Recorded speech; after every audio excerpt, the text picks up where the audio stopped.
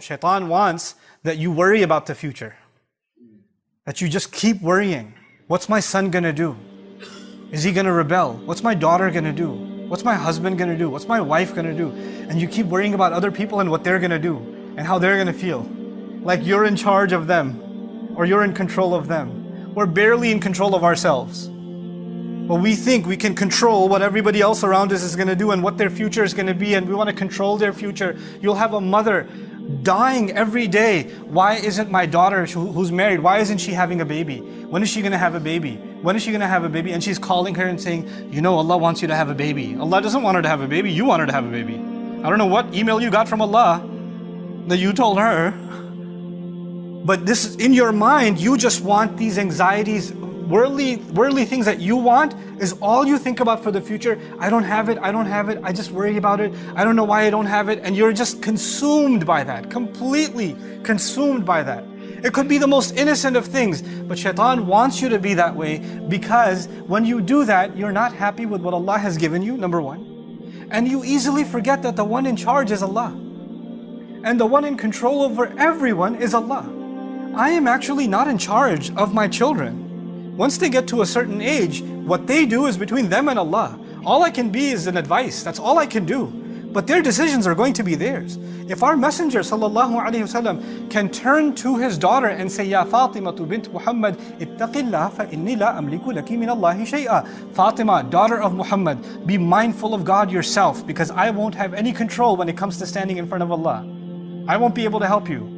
That's what he tells his own daughter. So how do you and I think we have control over others, even within our family? He wants us to think we're in charge, and that's actually something only Allah has the right to. But He consumes our minds with it. And of course, when you try to control people, it backfires. It never works. You can never control people. You can't control people. And when you can't control people, you get even more anxious, and you get negative constantly. And when you become negative constantly, it's impossible for you to be grateful. Look at how the ayah is going to end. وَلَا تَجِدُ أَكْثَرَهُمْ شَاكِرِينَ. You're not going to find most of them grateful, because they're going to be negative all the time. They're going to be anxious about the future all the time. What's going to happen to my job? What's going to happen with my money? Where's this going to come from? Where's that going to come from? What's going to happen to the health? What's going to happen to the kids? What's going to happen to this or that or the other? What if they find out? What if this happens? What if this one says this? What if that one does that? And you're just so overwhelmed by these petty things that you forget that Allah controls the future. That Allah owns it, not you, not me. And the fact that we had even a good, peaceful day, one moment, was not because we earned it or we planned it or we controlled it. It's Allah who gives relief. Every single day, that's Allah who gives relief.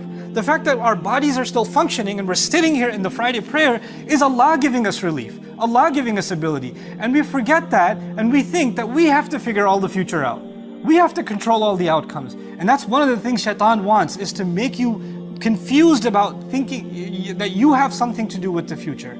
One of the greatest tricks of the Shaitan is to make you pessimistic about the future. Nothing's going to work out, it's all going to be bad, nothing ever worked anyway, it's always going to fail. You become so negative that not only are you negative about your own self, your negativity becomes infectious. Even people around you. Somebody's happy about something, somebody graduated, you're like, yeah, but you're not really going to get a job.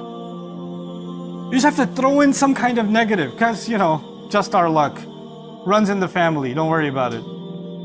This is the pessimism of the devil. He wants that from you, because if a person is pessimistic, then how can they have pessimism and hope in Allah? How can they have pessimism and reliance in Allah? Then with what heart are they making dua to Allah? If they've already accepted defeat inside, then nothing's going to work out. Then they have no expectation from Allah. Then they're the most essential relationship we have with Allah, which is that of asking Him, having hope in Him. You cut that off. You're hopeless. And what is Shaitan by definition? He's hopeless.